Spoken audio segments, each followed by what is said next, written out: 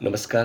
मी comrade Raju Desale, Maharashtra राज्य आरोग्य खाते आशा गट प्रवर्तक संघटना राज्याचा अध्यक्ष म्हणून आणि कृती समितीचा निमंत्रक म्हणून आपल्याला सांगू इच्छितो की काल संपूर्ण महाराष्ट्रातील आशा गट प्रवर्तक कृती समितीची बैठक ही राज्याच्या राष्ट्रीय आरोग्य अभियान आयुक्त आदरणीय कादंबरी बलकवडे मॅडम यांच्या उपस्थितीमध्ये मुंबईमध्ये पार पडली. त्यात संचालक आदरणीय वीर सर, त्याचप्रमाणे सहसंचालक राजेंद्र भालेराव, त्याचप्रमाणे आशा कोऑर्डिनेटर स्वातीताई पाटील यांच्या उपस्थितीमध्ये कृती समितीचे सर्व संघटनेचे चारही संघटनेचे पदाधिकारी आम्ही उपस्थित होतो.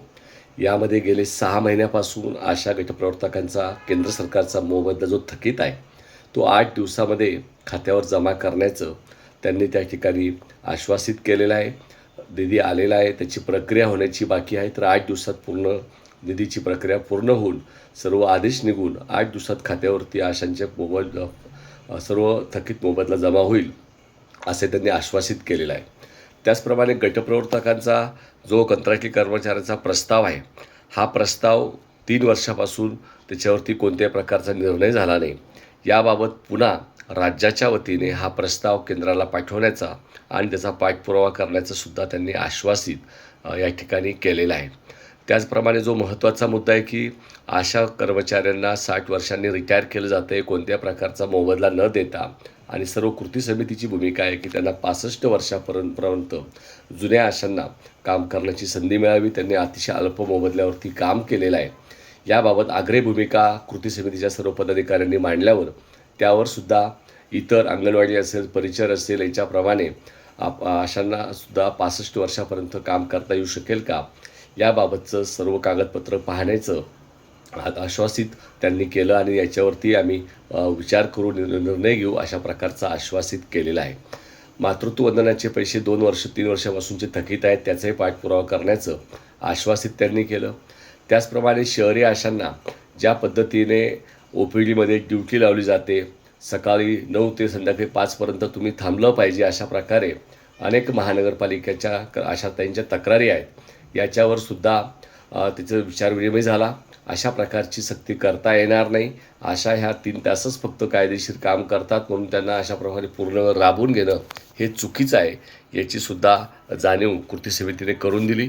याबाबत स्वतंत्र पत्रक संपूर्ण महानगरपालिका आणि सर्व ठिकाणी निघेल अशा प्रकारचा आश्वासित केलेला आहे.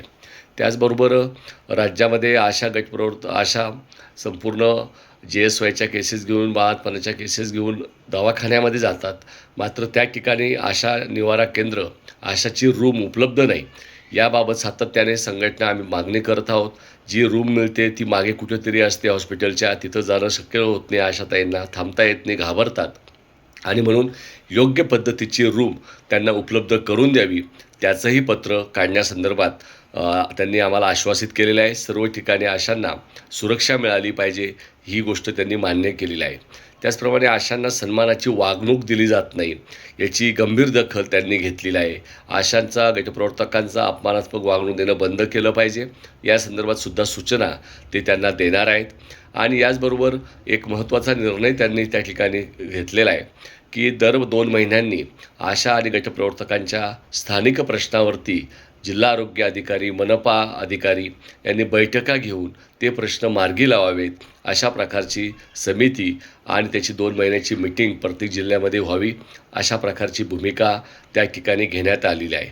आणि म्हणून हे सर्व निर्णय कर्मचाऱ्यांच्या, आशा गटप्रवर्तकांचे जे प्रमुख मागण्या आहेत त्या संदर्भातले घेण्यात आले आहेत. टीम बेसमध्ये ज्या पद्धतीने आशांना आरोग्यवर्धिनीचा लाभ मिळतो, त्याचा भत्ता मिळतो, गटप्रवर्तकांना का मिळत नाही, हा मुद्दाही त्या ठिकाणी उपस्थित करण्यात आलेला आहे.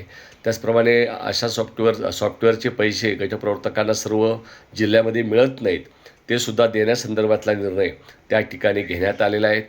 त्याचबरोबर जी आशा डायरी आपल्याला दिली जात होती, मात्र आता मात्रा ॲपचं काम सुरू झालेलं आहे, त्यामुळे आशा डायरी मिळेल की नाही हा प्रश्न उपस्थित केल्यावरती मला असं वाटतं की त्याच्या संदर्भात त्यांनी आता मात्रा ॲप आहे म्हणून आशा डायरी मिळणार नाही अशी परिस्थिती आहे. याचा अर्थ सर्व काम आता ऑनलाईन पद्धतीनेच होणार आहे. म्हणून आम्ही आपण मागणी केली की सर्व आशा गटप्रवर्तकांना मोबाईलचं काय, मोबाईल जोपर्यंत देत नाही तोपर्यंत आम्ही काम करणार नाही, अशा प्रकारची भूमिकासुद्धा कृती समितीच्या सर्व पदाधिकाऱ्यांनी त्या ठिकाणी मांडलेली आहे. मात्र आयुक्त मॅडमने सांगितलेलं आहे की जी प्रक्रिया आहे मोबाईल तुम्हाला देण्याची ती अंतिम टप्प्यात आहे. लवकरच मोबाईल तुम्हाला मिळतील अशी व्यवस्था आम्ही करू आणि त्यामुळे मोबाईलसुद्धा लवकरात लवकर मिळतील अशा प्रकारची आश्वासित त्यांनी केलेलं आहे. आणि म्हणून येणाऱ्या काळात ऑनलाईनचे कामं आणि मोबाईलशिवाय करता येणं शक्य नाही, अशा सॉफ्टवेअरचं काम आता जवळपास अंतिम टप्प्यामध्ये आहे. त्याचप्रमाणे एक मुद्दा उपस्थित करण्यात आला की आपण आशांना वेतन चिठ्ठी देत नाही आहोत. याबाबत आम्ही पत्र काढून 3 वर्ष झालेत, मात्र ही दिली जात नाही. काही गटप्रवर्तकांकडनं सांगण्यात आलं की आम्हाला ₹3,000 जे किरकोळ खर्चासाठी आम्हाला मिळायचे, स्टेशनरीसाठी मिळायचे, ते मात्र आमचे बंद झालेत. आम्ही ते कागदावरती कोणाच्या कागदावरती त्यांना प्रिंट द्यायच्यात, असा प्रश्न काही ठिकाणी उपस्थित केला होता. याबाबत दखल घेऊन सर्व ठिकाणी आशांना वेतन चिठ्ठी देण्याचे त्यांनी आश्वासित केलेलं आहे. ती दिली पाहिजे, तो आपला अधिकार आहे, ही गोष्ट नमूद केलेली आहे. आणि ₹3,000 जो किरकोळ खर्च दिला जायचा त्या संदर्भात सुद्धा त्याची दखल बैठकीमध्ये घेण्यात आलेली आहे. यासह 22 मागण्यांचे निवेदन आपण आरोग्य विभागाला दिलेलं आहे.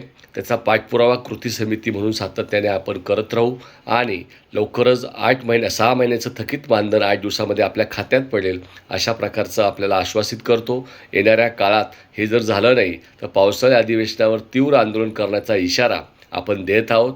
आपली संघटना, आपण सर्व आपापल्या संघटना मजबूत करत आपण येणाऱ्या काळात कृती समिती, आपली आयटक संघटना सातत्याने अशा गटप्रवर्तकांच्या प्रश्नावर संघर्ष करत राहील असं आपल्याला आश्वासित करतो. पुन्हा एकदा झालेल्या मिटिंगचा तपशील आपल्यापर्यंत पोहोचवला. आपण ही माहिती आपल्या सर्व आशाताईंपर्यंत पोहोचवावी असे विनंती आपल्याला या व्हिडिओद्वारे करत आहोत.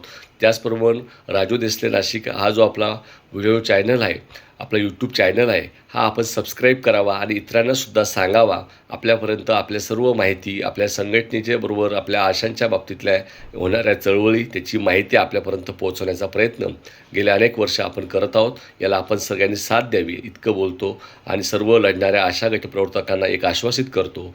कृती समिती, आयटक संघटना आपल्या लढ्यासाठी सदैव आपल्या सोबत आहे. धन्यवाद. जय शिवराय, जय भीम, लाल सलाम. आशा गटप्रवर्तक एकजुटीचा विजय असो.